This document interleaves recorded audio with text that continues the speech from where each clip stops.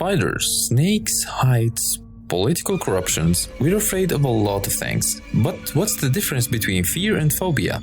And can either literally scare you to death? I'm not the only one afraid of something that will most likely never harm me in my life. I said most likely. But you never know, we're not entirely sure where giant squid like to lurk. There's a friend who has colorophobia, a fear of clowns, and another with ommetaphobia, a fear of snakes. Okay, that second one is me again. I'm also pretty sure my friend suffers from nomophobia, a fear of being without your phone. It's hard to imagine feeling any lurkophobia, a fear of otters, or teuthiphobia, a fear of cheese, but if a phobia has a name, it means someone at some point needed to identify that phobia, even if not clinically. But first, what is the definition of phobia? Phobias are also irrational by definition. According to the American Psychological Association, a phobia is a persistent and irrational fear of a specific situation, object, or activity which consistently either strenuously avoided or endured with marked distress. Our most common phobias are things like spiders, snakes, storms, heights, needles, social situations, or being alone. Women have long been observed to show a higher prevalence of phobias than men.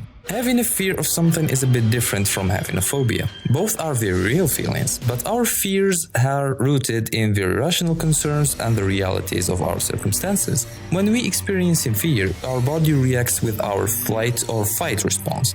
We produce a rush of adrenaline that encourages us to act quickly, and our bodies are flooded with endorphin to prepare us for physical activity. Our brain tells our body it's go time, and we're either going to have to run or stay or fight to save ourselves. We can even use smells to signal that we are afraid. Our body's response to a phobia can be even more intense, including feeling nauseous, fainting, sweating, and generally difficult functioning normally. In extreme cases of fearful reactions, the symptoms can be similar to those of a heart attack, including a shortness of breath and chest pain. But unlike people who are actually experiencing a heart attack, those struggling with a bout of fear don't have any blocked arteries. Instead, they are dealing with stress. A stress included failure of heart muscle. This failure is temporary, though, and recovery is quick. The connection between the fear and your heart starts with that flight or fight response triggered by the brain. Your brain sends signals to the body that something is wrong, and your heart reacts by rising your heart rate along with your blood pressure and blood glucose level.